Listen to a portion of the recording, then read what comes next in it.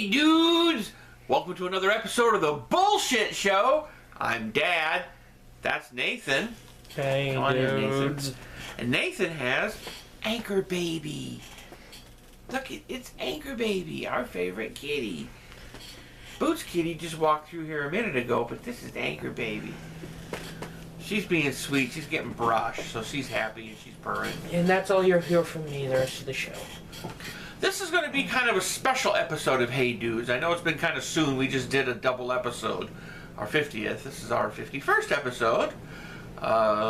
Today is the 23rd of January, 2017.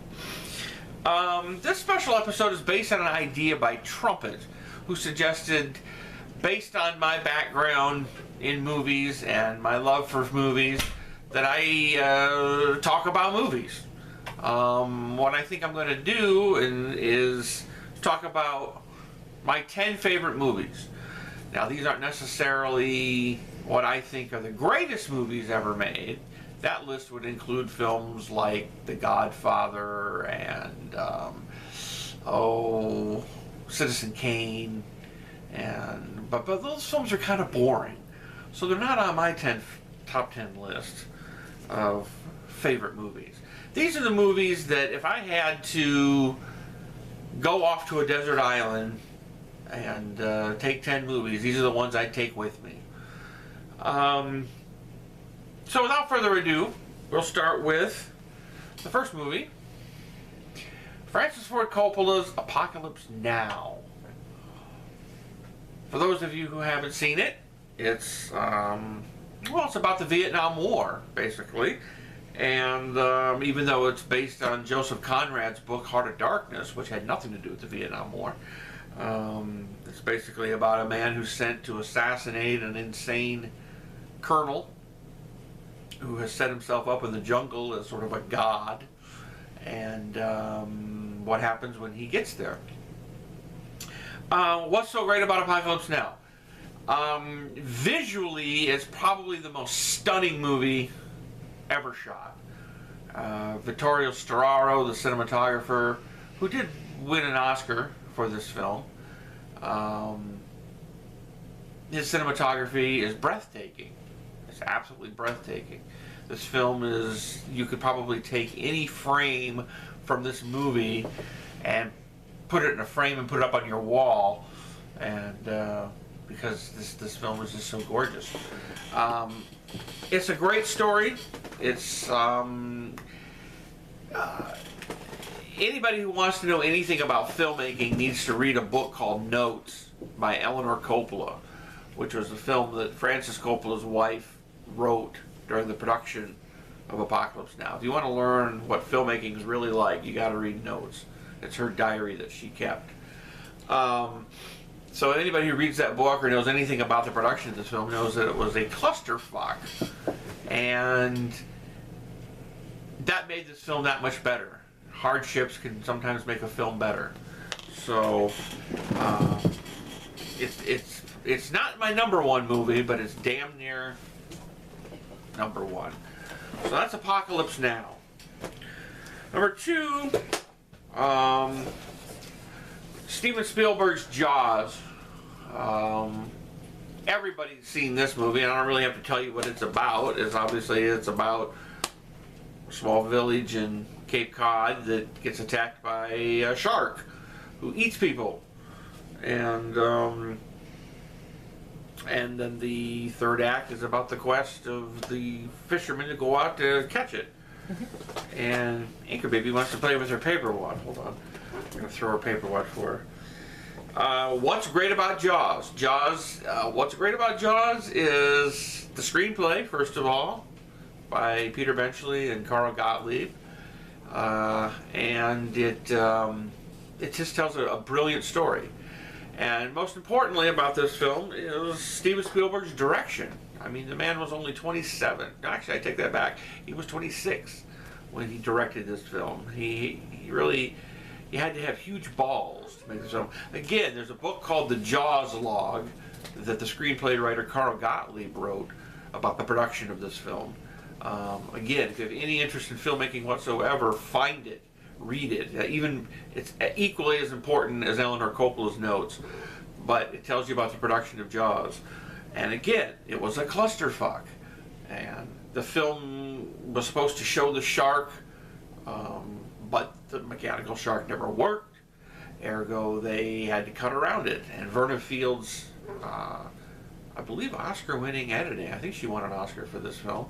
Her editing is brilliant, and it ties this film together. And of course, John Williams' iconic score. But that's Jaws, number 2. This one, number 3. Michel Gondry's Eternal Sunshine of the Spotless Mind. A lot of people haven't seen this film.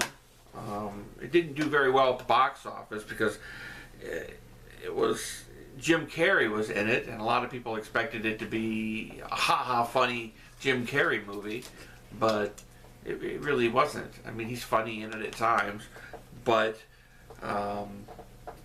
basically what this story is about is a relationship of two people who break up and go to a service to have their memories blanked so they can forget about each other.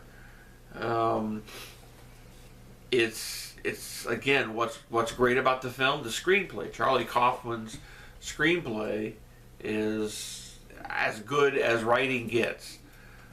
The film jumps around from past, present, and future. It's some people will say it's difficult to follow, but if you sit down, pay attention to it, it's like a roller coaster ride, and it is a blast. It is an incredible film. It'll make you laugh. It'll make you cry. Eternal Sunshine of the Spotless Mind. Next on the list is Danny Boyle's Trainspotting. What year was this? This was 1996. I remember going to the theater and seeing this with a friend of mine who was just your average movie viewer. You know, wasn't really into the art of cinema or any of that crap. And I was completely blown away by Trainspotting. He just didn't get it. He's like, we went out afterwards and talked about the movie, and he's like, "Are you sure you saw the same movie I saw?" Because he just didn't get it. But I sure did. And again, like Eternal Sunshine of the Spotless Mind, it's a roller coaster ride. It's a blast. And it's basically about a group of heroin addicts in Edinburgh. The film actually takes place in the 80s, but you wouldn't know it as a period film because it doesn't do anything to make it a period film. They just, the book, it's based on the book Trainspotting by James Walsh. Is it James Walsh? It's Walsh something. Hang on. I want to correct myself here if I got it wrong. Irvin Walsh, I'm sorry, not James Walsh, Irvin Walsh, who actually makes a cameo in this film in a car going, it's a funny cameo. What's great about Trainspotting? Danny Boyle's direction. A lot of people know Danny Boyle from his Oscar win directing Slumdog Millionaire, which I didn't care for. I didn't think it was that great of a film. If you like Danny Boyle, if you like Trainspotting, I highly recommend you see the movie Shallow Grave, which was the film that Danny Boyle made right before Trainspotting. It also has Ewan McGregor in it, that a lot of you know as Obi-Wan Kenobi from the Star Wars movies. And Johnny Lee Miller, who is known to American audiences as Sherlock Holmes on Elementary. And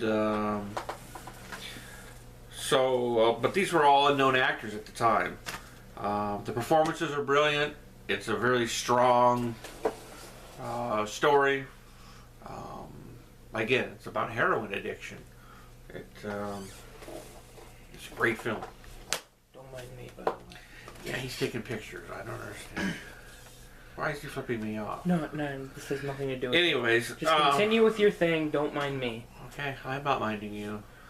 Next on my list is one of what would probably be several films, but I have to pick one of Woody Allen's.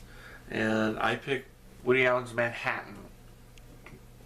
His 1979 black and white epic love story.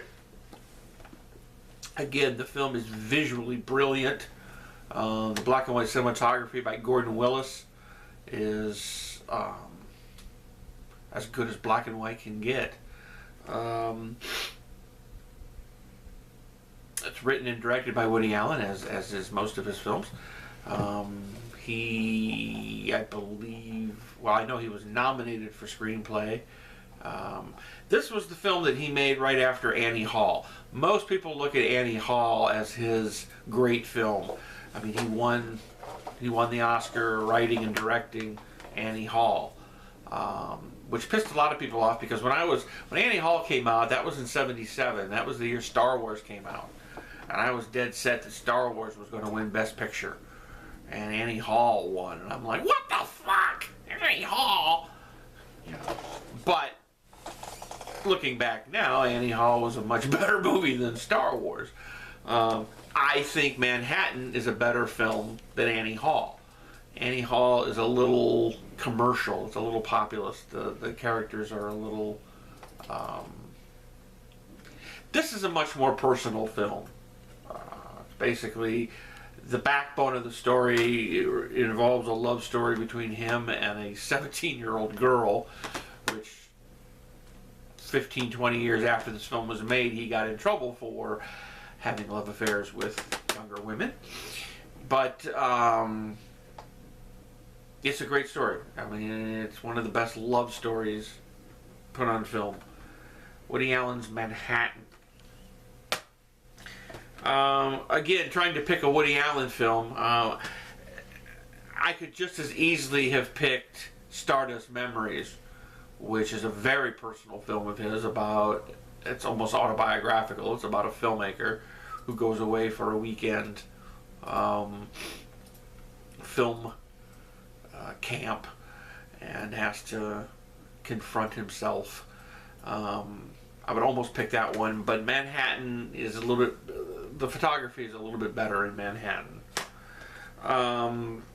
Picking a Woody Allen film is very difficult, but so is picking a Stanley Kubrick film. I picked Stanley Kubrick's A Clockwork Orange. It would be easy to pick Full Metal Jacket or Lolita, but I picked Clockwork Orange. I think it's Stanley Kubrick's best film. What is Clockwork Orange about? It's got a silly name.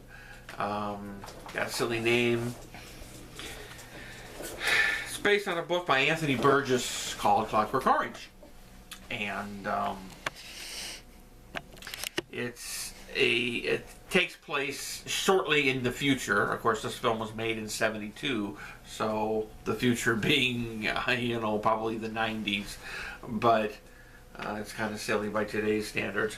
Stars Malcolm McDowell as the leader of a violent gang of young thugs who basically take drugs, go out and commit ultraviolence. It's basically a comment on society and what's wrong with society today. Kubrick was never a very political director, but yet he was. I mean, Dr. Strangelove was a very political film, but he kept it very tongue-in-cheek. This is not tongue-in-cheek at all. This is in-your-face violence. It's a hard R. This particular copy of this DVD that I have is autographed by Dave Prowse, who is better known as Darth Vader. He plays a pivotal character in the film. But Clockwork Orange is just great filmmaking. It's a long film. A lot of people can't get through it on their first viewing, but that's okay. You know, again, visually stunning. John Alcott's cinematography is bueno. Next on the list is another Steven Spielberg film. In this case, it's Schindler's List, which a lot of people have heard about but have not actually seen. Everybody needs to see Schindler's List at least once. The film is 3 hours long and it's black and white, so a lot of people are like, ugh. But again, Janusz Kaminski's black and white photography is breathtaking. I was fortunate enough to go to film school with Janusz Kaminski. I was shocked when I first found out who shot Schindler's List, and it turns out it was my old friend from film school, Janusz Kaminski. I was like, oh my God. But I think a lot of it, not only was it because he's a talented cinematographer, but the fact that he's Polish, and he speaks Polish. And I think it was important for Spielberg to have a key crew member on who spoke Polish, because they filmed the movie in Poland. But Schindler's List is about the Holocaust. It's a true story about Oskar Schindler. And what's great about it? Spielberg's direction, the screenplay. Again, Janusz is just lush, beautiful black and white cinematography. And it's a true story. It's a harrowing. It's a hard film to watch. I mentioned in the last episode, it's the only film that I've ever been to where people actually sat through the end credits, where they weren't anticipating an end credit scene like a Marvel movie. The film was that powerful. They just sat there, and the lights came up, and people just sat there, stunned. And it's a very powerful film. Everybody should watch it at least once. And I think Donald Trump needs to watch this film, because he'll learn what the kind of hell the Nazis inflicted on the Jews. Next, James Cameron's Titanic. It's kind of an easy choice. It's, you know, what's it about? It's about the Titanic. Everybody knows what Titanic is about. Everybody's seen it. The film made $1 billion damn dollars. So everybody's seen this movie. It's just like saying, what's Jaws about? But what's great about Titanic is it's not really a story about the Titanic sinking. That's sort of a subplot. The story is really the love story between Jack and Rose. And it's a beautiful love story, and it's beautifully written. And it's seamlessly, yes, and Kate Winslet has beautiful breasts. Just a piece of trivia that a lot of people don't realize, in that scene where he's drawing her naked, the shots of him actually drawing, that's actually James Cameron's hand. James Cameron actually drew that picture of Rose on the couch, and those are his hands that they show in close-up. But again, the cinematography by Russell Carpenter is stunning. Where are we at? 18. Okay, well, I'll go faster. But everybody knows about Titanic. Another personal favorite of mine is Jean-Emil's Summersby, a film a lot of people didn't see. It didn't do that well at the box office. Richard Gere and Jodie Foster. It's a great love story. It's a beautiful love story, and Philippe Rousseau's cinematography is again stunning. It's a very visual film, but it's a great love story. You can talk more about it. I'll just I'll try to. I'll just cut things together. Okay. Talk more about it. What's great about Summersby is, like I say, the photography, and Jean-Emil's direction is top notch. What's his name? I can't remember his name off the top of my head.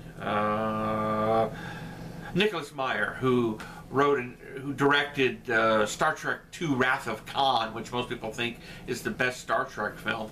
He actually wrote the screenplay.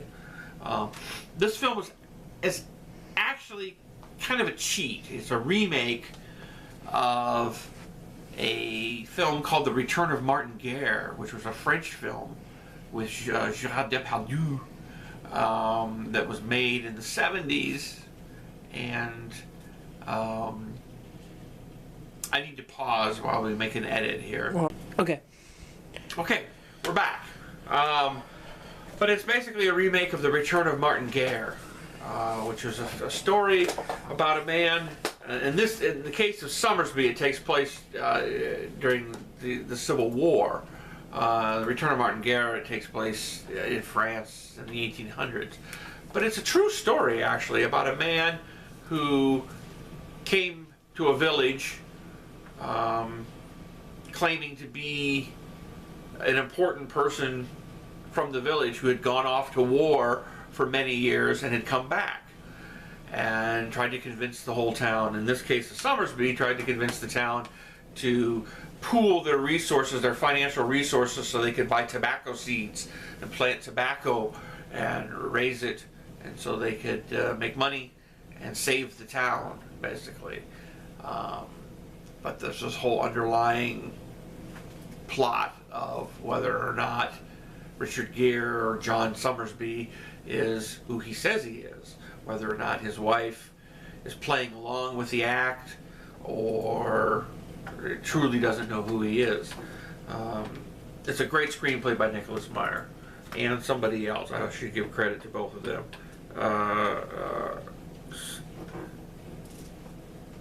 Sarah Knudsen. But what's great about that is a great story, and Philippe Rousselot's photography.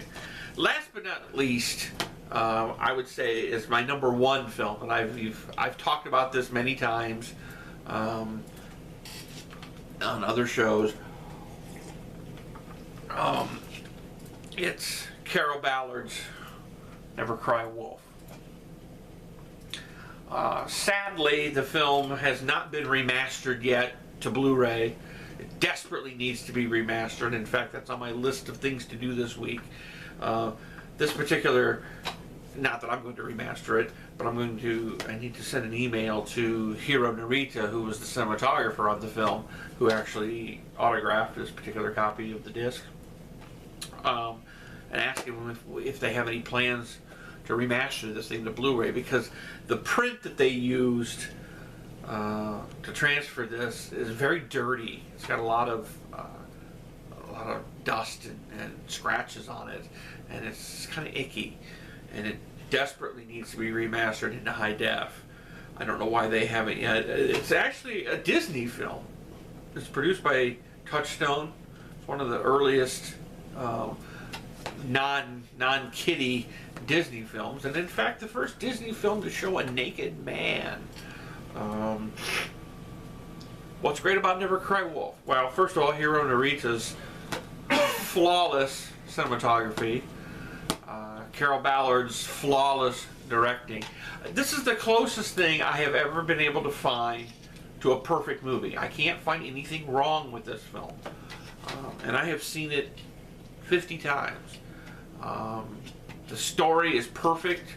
You know, it plods along, and just when you start to get a little bored, something comes along, and it's a perfect ride.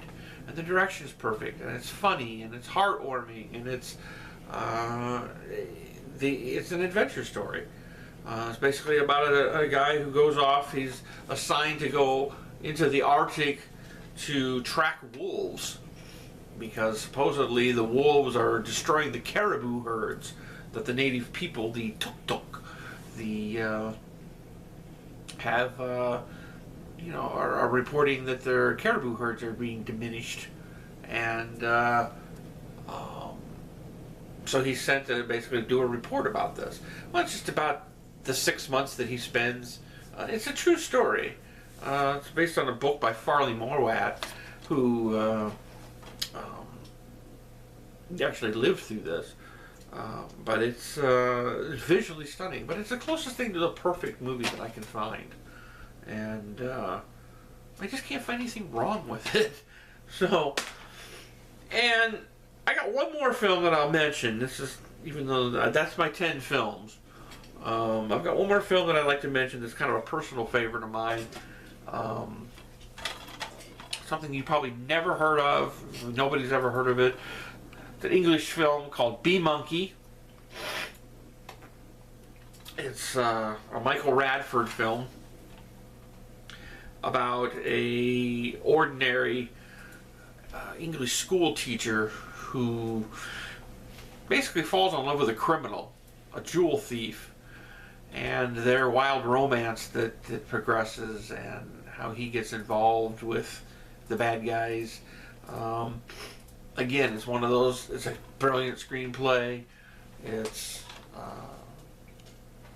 I don't know, I may say, I don't think if I did my top 10 list of greatest movies ever made, it probably wouldn't be on it. I mean, it's not the greatest movie ever made, but I just love the story. And Asia Argento, who's in it, she gets naked a lot in this movie, and she is stunning. So I highly recommend it if you can find it. I know I got this copy on Amazon, I think, but it's Bee Monkey. But like I said at the beginning, you know, these aren't necessarily what I consider the best movies ever made. These are just ones that I would take away to a desert island. And I gotta throw the baby's paper out again. And like I said, best movies. Would I pick Clockwork Orange? I don't know. 2001 is probably a better technically made film than Clockwork Orange if I had to pick a Kubrick film. Even Doctor Strangelove might be a better pick. Doctor Strange? Yeah, Doctor Strange might be a better pick. I don't know. And certainly Woody Allen movies. There's lots of those. Midnight in Paris, which was a recent Woody Allen film, might very well rival Manhattan, but I'm just sentimental. So, if you're still watching this, then congratulations to you. You deserve a reward. You deserve a reward. I will come to your house and I will blow you. No. So there. That's my top 10 favorite movies. Send me comments. Tell me what your favorite movies are. What you think of my list. And like I said, what are your favorite movies? And let's discuss it. And in the future, we can do a comment show where we discuss great movies. And Anchor Baby's favorite movie is Cats and Dogs. Speaking of monkeys. Speaking of monkeys. Oh no, she's gonna get me. Oh God, oh God. But yours is what's the poster we have up on the wall? Cats and Dogs, Revenge of Kitty Galore. The Revenge of Kitty Galore. I have an autographed poster on my wall, which I probably saw when we did the house tour. That's her favorite movie. She likes that movie. She likes movies about doggies. So. Except not A Dog's Purpose. No, we refuse to see that. We boycott that movie because they tortured animals. No. Bastards. No, that's not why we're boycotting it. We're boycotting it because it's fucking depressing! Yeah, it's depressing. The dog dies in it multiple times, and it's probably lame anyways, so boycott that movie. So that's it. Apparently this is going to run long, so you got anything to add, Nathan? Want to do some? Yes. He wants to add that today in the Thomas Toys, Hugo came out. Hugo! He wanted to show off Hugo. It's a Zeppelin train. It has rail Zeppelin. A rail Zeppelin. And it's got a propeller. There. That's Hugo. He wanted to show that off. And it's actually, the upper part, the silver part, is actually metal, which for cheap train toys these days is rare. Mostly they're plastic, but it's actually metal. That is the that's kind of heavy. That is the Thomas and Friends Adventures version, by the way. So that's you wanted to show that off. Yeah. So not that anybody, that's just, whatever. Nobody you cares. Probably care about as much about that as you do about these friggin' movies, but. At least it gave me an excuse to dig through my movies and pull these out, so now I can go and sit and watch them. And it actually gave you something to do since you can't sleep. Yeah, I gotta say it's past midnight here and I can't sleep, so we're doing a special episode. So that's that. You know, and this is what's great about this show. You know, you people have an idea, tell me, and we'll do it. You know, next time I'll talk about the. I was going to do one about my 10 favorite TV shows of all time. I have a couple of them on disc. At the very, very top of the list is a BBC series called Man-Child, which I have on disc, which sadly they never released the second season of, which pisses me off because I don't have the second season to watch. All I have is the first season. BBC does that a lot.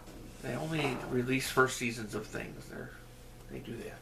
But anyways, maybe we can talk about TV and or whatever else, or top 10 horror movies, or top 10 action movies, or top 10 porno movies, or whatever. So if you have an idea, send it in, and make sure you send in comments, and make sure you if you liked this, like it. If you don't, dislike it, and fuck you, and